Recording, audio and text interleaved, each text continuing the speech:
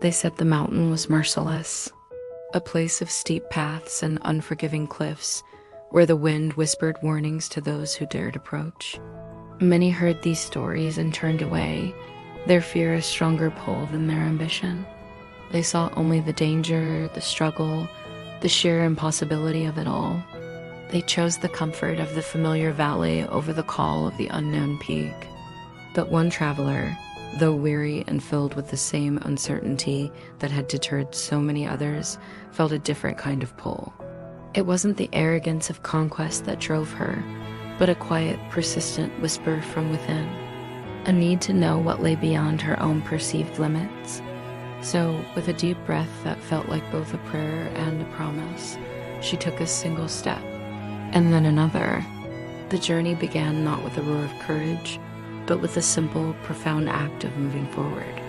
The mountain, true to its reputation, did not make it easy. It was a relentless teacher. The paths grew steeper, the air thinner. Each step was a negotiation between her body's exhaustion and her spirit's resolve. The rocks were sharp, testing her footing, demanding her full attention. Storms would roll in without warning, forcing her to find shelter, to wait, to be patient. There were moments of profound doubt, where the valley below seemed to call her back with promises of ease and safety. In those moments, she felt the weight of every story she'd ever been told about the merciless mountain.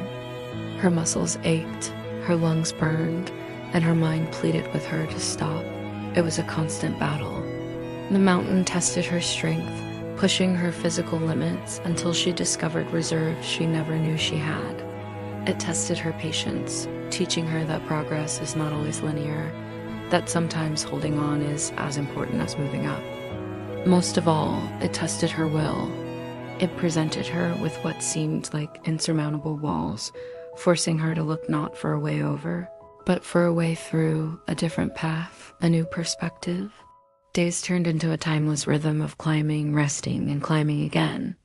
She learned the language of the mountain, the subtle shift in the wind, the texture of the rock under her hands, the way the light changed as the sun arced across the sky.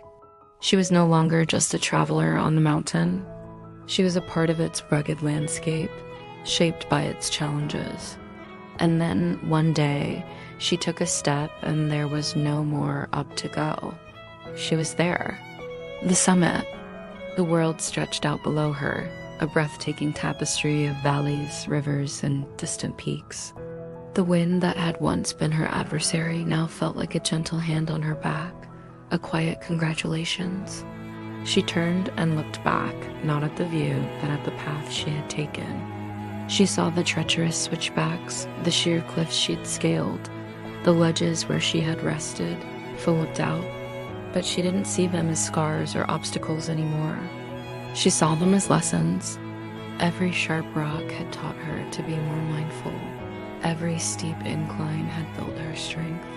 Every storm had forced her to find resilience.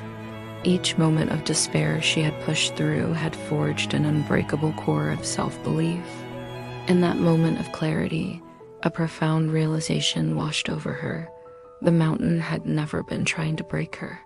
It had been showing her how to rise. The stories were wrong. The mountain wasn't merciless, it was a mirror.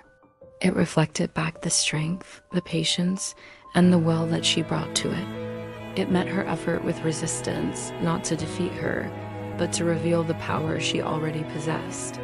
She understood then that the mountain was not an obstacle standing in her way. It was a companion on her journey. Its very difficulty was the guide, pointing her toward the strength she had carried within her all along, dormant and waiting to be awakened. The climb wasn't about conquering the mountain. It was about discovering herself. The true summit was not the peak of rock and ice, but the peak of her own potential, a place she could now see from, a place she now knew how to reach. And as she began her descent, she carried not the pride of a conqueror, but the quiet wisdom of someone who had walked with a giant and learned its name was her own. Thank you so much for watching. If this story resonated with you, consider subscribing for more reflections on the journeys we all take. See you in the next one.